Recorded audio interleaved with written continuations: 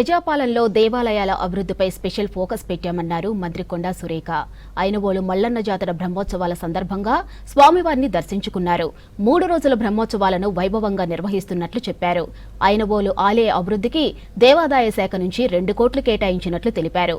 జాతరకు వచ్చే భక్తులకు అన్ని సౌకర్యాలు కల్పించామన్న మంత్రి కొండా సురేఖతో Ashok face to face. Mallikarjuna స్వామిని దర్శించుకున్నారు మంత్రి కొండా సురేఖ.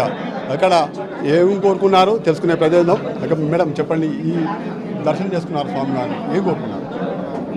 ప్రభుత్వానికి అండగా ఉండాలని, ప్రజలకు ఏదైతే రేవంత్ రెడ్డి గారు కార్యక్రమాలు చేస్తున్నారో మాకు ఎటువంటి ఆటంకాలు లేకుండా ముందుకు నడిపియాలని, మరి ఒక మంచి ఆలోచనతోటి ప్రజాపాలన చేస్తున్న ఈ ప్రభుత్వానికి కొంత ఆర్థిక ఇబ్బందులు ఉన్నాయి. ఆర్థిక ఇబ్బందులు తొలగిపోవాలని చెప్పేసి అనుకున్న మేము ఏదైతే ఇచ్చిన హామీలను నెరవేర్చే దిశగా మాకు ఒక బలాన్ని ఇవ్వాలని, ప్రజలందరూ కూడా ఆరోగ్యంగా ఐశ్వర్యాలతో సంతోషంగా ఉండాలని చెప్పి మా ప్రభుత్వంలో ఆ యొక్క ఆశీస్సులు ఇవ్వాలని కోరుకున్నాను.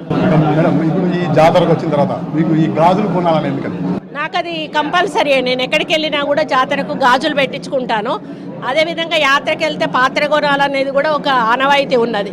నేను మామూలుగా దీపాలు అవి కూడా కొంటాను వచ్చినప్పుడే. ఇప్పుడు రష్ ఎక్కువ ఉంది కాబట్టి కొనలేదు. ఇది కంపల్సరీ. మహిళలు అనేవాళ్ళు ముత్తైదుగా ఉండాలి, మేము 4 కాలాల పాటు అని చెప్పేసి ఇక్కడికి వచ్చినప్పుడు 100% గాజులు పెట్టుకుంటారు.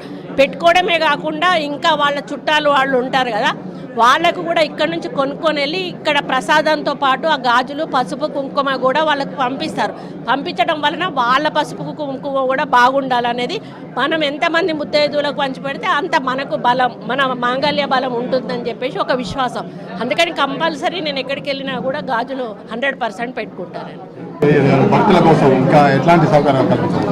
ఇక్కడనైతే చూశానండి, భక్తులందరూ కూడా హ్యాపీగా ఉన్నారు. ఎమ్మెల్యే గారు చాలా కాన్సన్ట్రేషన్ తోటి మీటింగ్ అయిన తర్వాత వారి ఆర్గనైజేషన్లో ఎక్కడ ఎటువంటి లోటు లేకుండా, ఇప్పుడు ఇంతమందిలో నేను నడిచి వచ్చినా ఒక్కరు కూడా ఒక మాట మాట్లాడలేదు.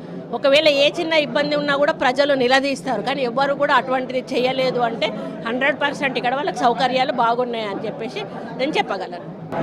3 రోజుల పాటు ఈ జాతర జరగనుంది, ఎట్లాంటి? మా మంత్రి గారి ఆదేశాల అనుసారంగా ఇక్కడున్న ఈవోను అందరితో కలిపి ఈ యొక్క సక్సెస్గా కావాలని, ఐలన్న మల్లన్న గారిది మొత్తం అందరిది ఆశీర్వాదాలు ఉండాలని, భక్తులకు ఎలాంటి ఇబ్బంది కలగకుండా ఎప్పుడప్పుడు మా మంత్రివర్గం కూడా పర్యవేక్షణ చేస్తూ వారి యొక్క గైడెన్స్ పైన అధికారులు అందరూ కూడా పనిచేస్తున్నారండి. పరిస్థితి మొత్తానికి భక్తులకు ఎలాంటి ఇబ్బందులు లేకుండా 3 రోజుల పాటు ఇక్కడ అన్ని సౌకర్యాలు కల్పించాం. భక్తులు బోనం సమర్పించుకున్న తర్వాత తిరిగి వెళ్లేందుకు కూడా పోలీసు భద్రత నిర్వహించామని ఎమ్మెల్యే చెప్తున్నారు. రాజుతో అశోక్ న్యూస్ వరంగల్.